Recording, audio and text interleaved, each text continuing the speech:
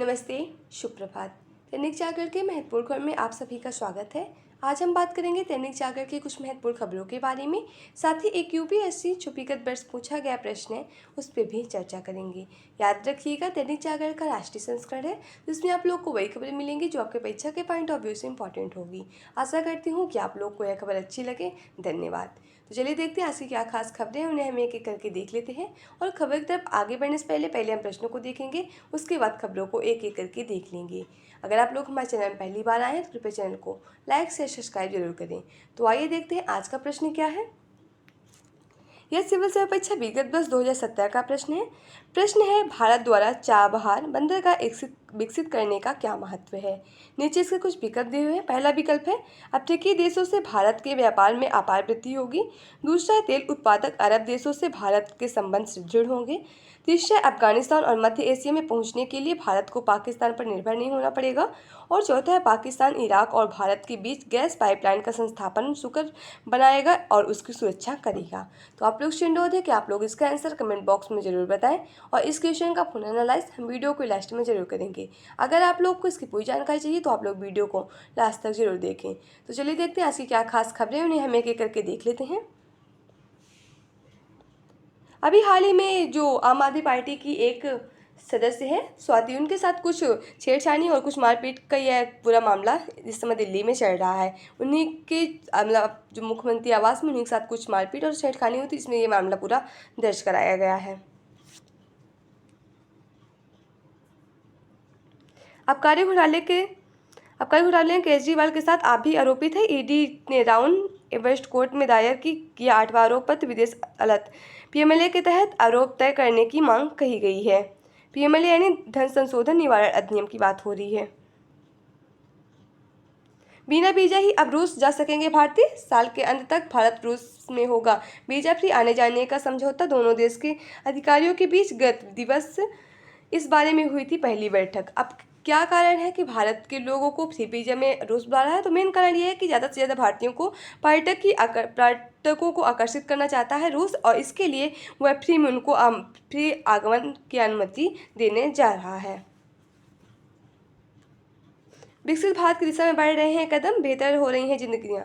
2050 में 80 वर्ष होगी भारतीय महिलाओं की जीवन प्रत्याशा। 2024 की पहली तिमाही में 9 करोड़ 70 लाख लोगों ने किया विमान यात्रा। पहले से कहीं अधिक भारतीय कर रहे हैं विमान यात्रा। विमान क्षेत्र में विकास का पावर हाउस बनेगा भारत विमान क्षेत्र के विकास का पावर हाउस बनेगा। एक रिपोर्ट से यह उम्मीद जताई जा रही है कि नीदरलैंड स्थित आईएनजी बैंक एनवी ने कहा कि एयरलाइंस इंडिया, इंडिगो और एयर इंडिया नौ विमान के लिए ऐतिहासिक रूप में बड़ा ऑर्डर दिया जाएगा। इसमें कहा कि भारत कई नए हवाई अड्डे खोलने की योजना कर रहा है। ये जो पूरे हवाई जहाज़ है यानी जो हवाई विमान है ये पूरे भारत के हैं। जैसे आपको इंडिगो को पता होगा, एयर इंडिया पता होगा, जो इस समय एयर बस है, ये सब पूरे इंडिया के एयर फ्लाइट है जो आपको पता होगा। मैं आपको राष्ट्रीय से जुड़ी खबर मिलेंगे। अरविंद केजरीवाल और हवाला ऑपरेटर के बीच हुई चैट मिली। ईडी कह रही है, ईडी यानी प्रवर्तन निदेशालय की बात हो रही है। 1 मई 1956 में इसकी स्थापना हुई थी। नई दिल्ली में इसका हेडक्वार्टर देखने को मिलेगा। ये राजस्व विभाग और गृह मंत्रालय के अधीन यह एक एजेंसी कार्य करती है। और इस एजेंसी का मुख्य कारण है कि जो पीएमएलए के तहत जो प्रीवेंस मनी लॉन्ड्रिंग के तहत मतलब लोगों को गिरफ्तार करना, लॉन्ड्रिंग के केस में लोगों को गिरफ्तार करना इसका मुख्य उद्देश्य है। और आपको पता है अभी हाल ही में जो हमारी सुप्रीम कोर्ट है इसने अभी ईडी की कुछ गिरफ्तारी के लिए उसकी कुछ शक्तियों पर रोक लगाई है। कल मैंने इसके बारे में आप लोग के इससे चर्चा की थी ईडी के बारे में, और इसने क्या क्या शक्ति लगाई थी।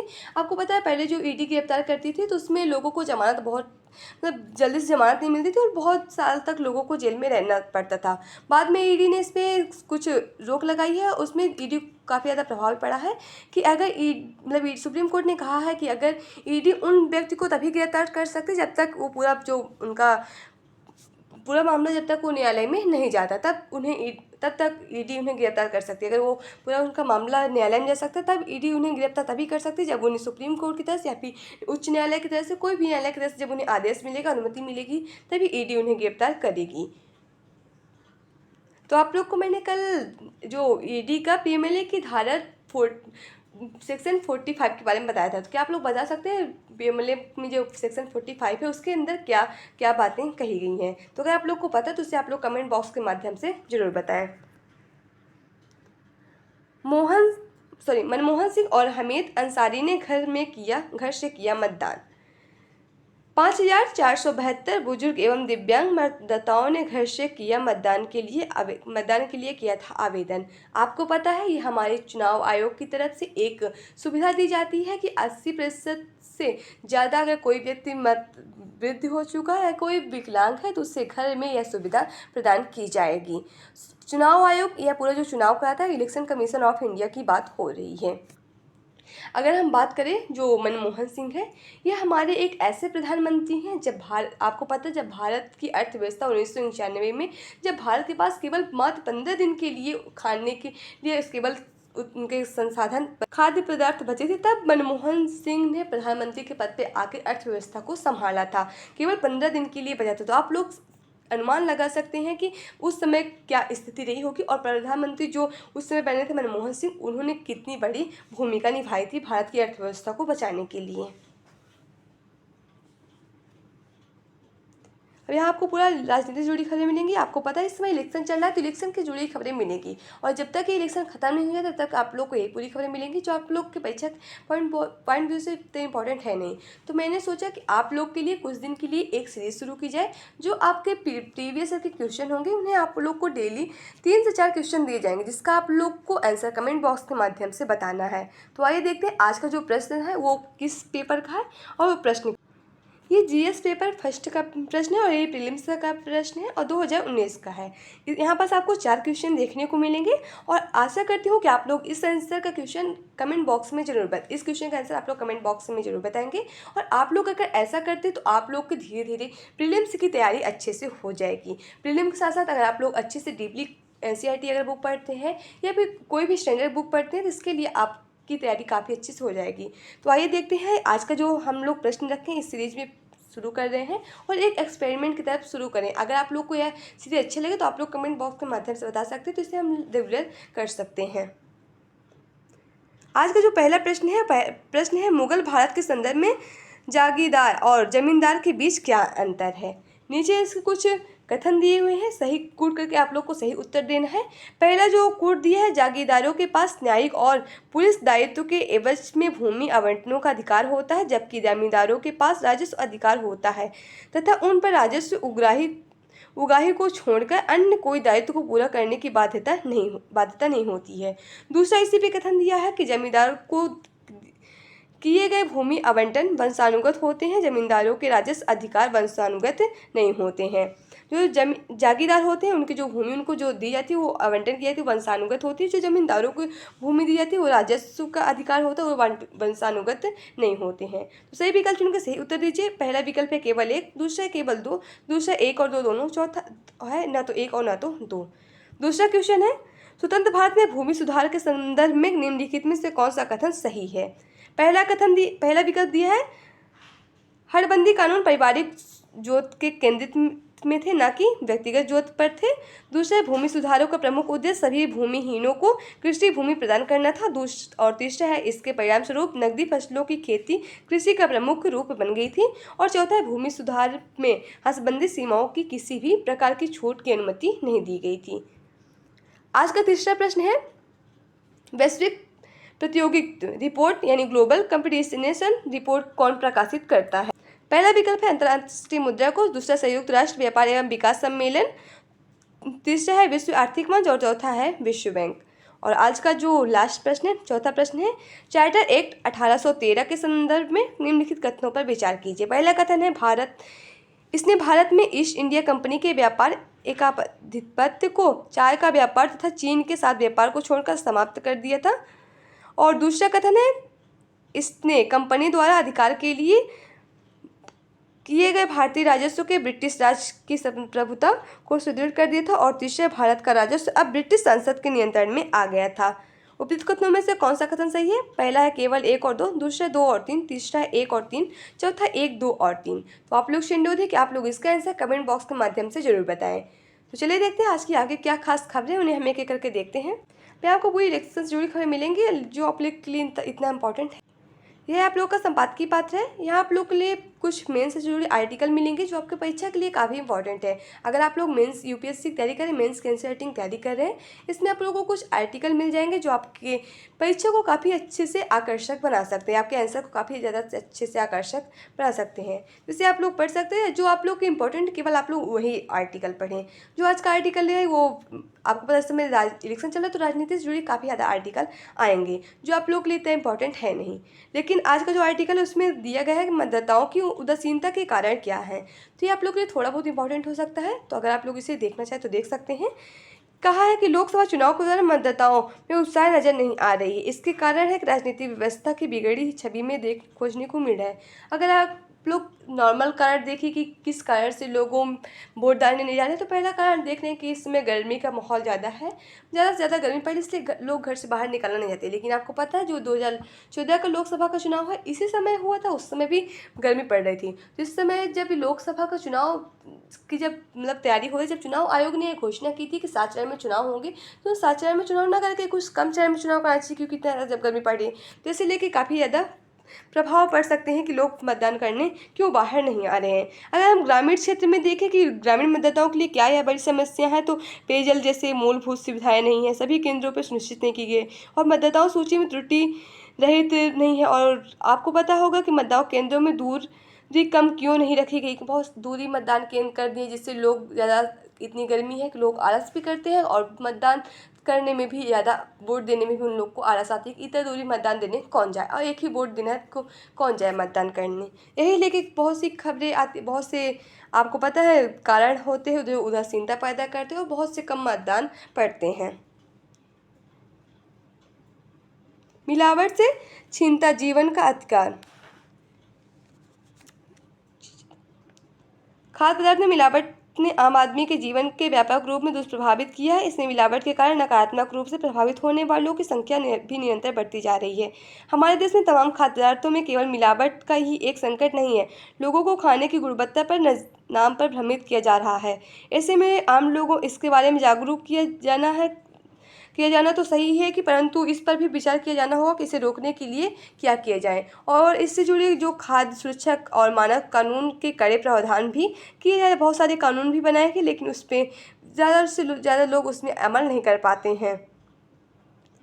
अगर हम देखें कि क्या क्या कुछ प्रावधान, कुछ कानून बनाए गए थे, तो आप लोग देख सकते हैं कि food safety and standard authority of India, इसकी भी जांच क्यों, इसकी तरह से भी जांच होनी चाहिए कि क्यों मिलावट हो रही है, क्या इसका कारण है। और खाद्य उत्पादक विनियमक भारतीय खाद्य सुरक्षा एवं मानक प्राधिकरण, इसके द्वारा भी जो 2006 में बनाए गए थे, इसके द्वारा भी मानक प्राधिकरण की जानकारी की जानी चाहिए कि खाद्य में किस तरह की मिलावट की जा रही है।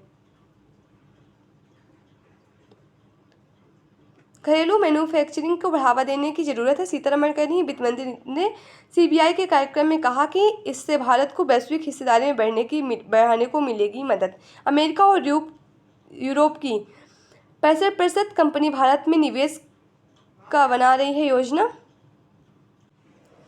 देश के विकास में भागीदार के रूप में कम करें निजी क्षेत्र, सरकार हर संभव करेगी मदद।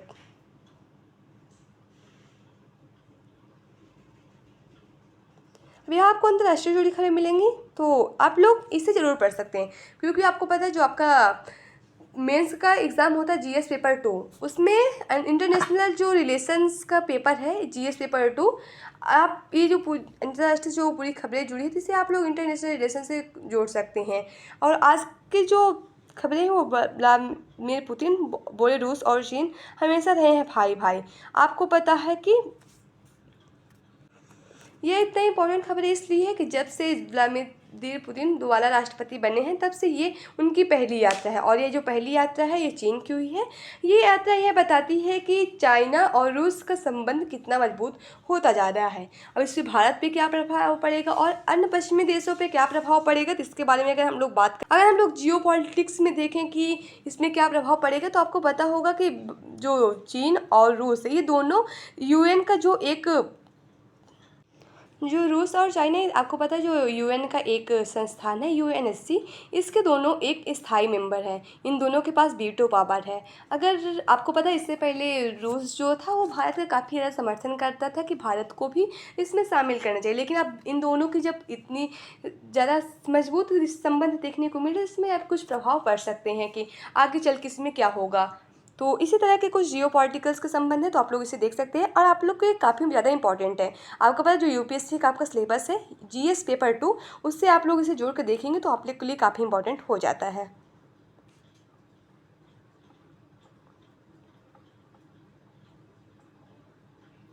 प्ले ऑफ के लिए भिड़ेंगे आरसीबी और सीएसके। आज होगा उनका मैच। अब देखते हैं क्या है प्ले ऑफ के लिए कितनी 4 टीमें सेलेक्ट होकर सामने आती हैं, कौन कौन सी। यहाँ आपको परीक्षा के पॉइंट व्यू से जनरल से जुड़ी खबरें मिलेंगी, तो इससे आप लोग जरूर पढ़िए। भारत ने अपना पहला परमाणु बम का सफल परीक्षण किया था। 1974 में आज ही के दिन भारत ने राजस्थान के पोखरण में अपना पहला सफल परमाणु बम का परीक्षण किया था। मिशन का जो कोड नाम था स्माइलिंग बुद्धा रखा गया था। परीक्षण के बाद भारत दुनिया का छठा परमाणु शक्ति संपन्न देश बन गया था। इससे 12 किलोमीटर एनसीटी जितनी दूरी ऊर्जा निकलती उतनी दूरी में से शामिल कर। लेकिन आपको पता होगा जो ये पहला परमाणु परीक्षण किया था सफल नहीं हो पाया था। बाद में से एक तरह से सफल हुआ था, लेकिन एक तरह से अच्छे से सफल नहीं हुआ था। बाद में 1958 में जब अटल बिहारी वाजपेयी और एपीजे अब्दुल कलाम के समय में फिर से परमाणु परीक्षण का जो कार्य था उसे पुनः आगे बढ़ाया गया था। और जो उसका जो नाम था आपको पता होगा वो शक्ति 98 नाम रखा गया था। 98 नाम इसलिए रखा गया था 1998 में इसका परीक्षण किया गया था। ध्वनि की गति से तेज उड़ान भरने वाली पहली महिला बनी कोचरन। 1953 में आज अमेरिका की जैकलीन कोचरन ध्वनि की गति से तेज उड़ान भरने वाली पहली महिला बनी थी। इन्होंने F-86 सेवर जेट से 1050 किलोमीटर प्रति घंटे की गति से दर्ज की गई थी। ध्वनि की गति से तेज उड़ान भरने वाली पहले व्यक्ति का रिकॉर्ड अमेरिका के ही चक एजर के नाम भी है। मतलब पहले पुरुष का नाम भी पहले है और महिलाओं का भी नाम आगे है अमेरिका में।